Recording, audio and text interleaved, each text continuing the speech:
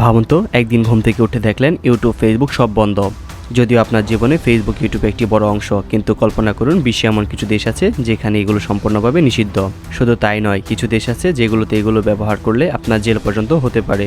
কেমন হবে সেই জীবন? চলুন জেনে নিই আপনার প্রিয় সোশ্যাল মিডিয়াগুলো নিষিদ্ধের কারণ এবং এর পেছনে অদ্ভুত কিন্তু বাস্তব রহস্য। তাহলে চলুন দেরি না করে উন্মোচনে আজকের ভিডিও শুরু করা যাক।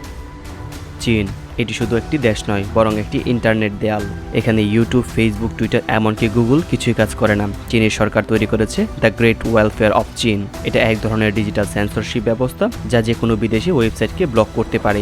কিন্তু কেন চীন এই ব্যবস্থা করেছে তা জানেন? কারণ চীন সরকার মনে করেন বিদেশি মিডিয়া তাদের সামাজিক স্থিতিশীলতাকে হুমকির দিকে ফেলতে পারে। তাই তারা নিজেদের জন্য আলাদা জগৎ তৈরি করেছেন। তারা ইউটিউবের বদলে তৈরি করেছে ইয়োগ, এবং ফেসবুকের বদলে তৈরি করেছে উইচ্যাট, এবং গুগলের বদলে তৈরি করেছে ভিডিও।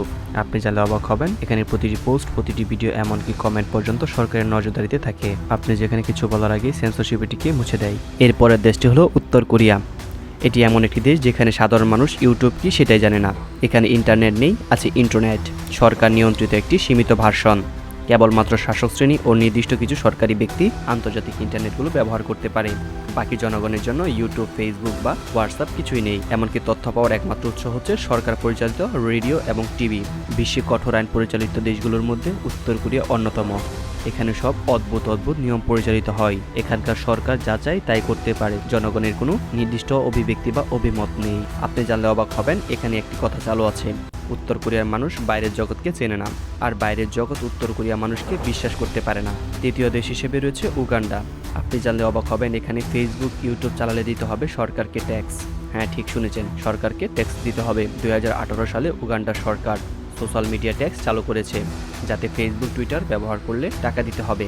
পরে 2021 সালে নির্বাচনের সময় ফেসবুককে পুরোপুরি নিষিদ্ধ করা হয়। সরকার বলেছিল ফেসবুক বিরোধী পক্ষকে সাহায্য করে। তবে জনগণ থেমে থাকেনি। ভিপিএন ব্যবহার করে তারা আবার প্ল্যাটফর্মগুলোতে প্রবেশ করে। কিন্তু সরকার এখনও ভিপিএন নিষিদ্ধ করার চেষ্টা করছে। চতুর্থ দেশ হিসেবে রয়েছে ইরান। এখানে ইউটিউব, টুইটার, ফেসবুক সব নিষিদ্ধ করেছে 2009 সালে, একটি নির্বাচন পরবর্তী বিক্ষোভ দমনের জন্য। তারা বলে এই প্ল্যাটফর্মগুলো নাকি পশ্চিমা সংস্কৃতি ছড়ায়, যা ধর্মীয় ও সামাজিক মূল্যবোধের জন্য হুমকি। তবে মজার ব্যাপার হলো, ইরানের বহু রাজনৈতিক নেতাই নিজেরাই ভিপিএন দিয়ে টুইটার ব্যবহার করেন।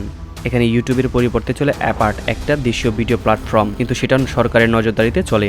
ইরান যেন একটি দৈত্য পৃথিবী। এখানে একদিকে আধুনিক তরুণ প্রজন্ম, অন্যদিকে কঠোর ধর্মীয় নিয়ন্ত্রণ। 5 নাম্বার দেশ হিসেবে রয়েছে তুর্কমেনিস্তান। এটি একটি অজানা ও রহস্যময় দেশ। এখানে ফেসবুক, ইউটিউব, টিকটক, এমনকি হোয়াটসঅ্যাপ পর্যন্ত নিষিদ্ধ।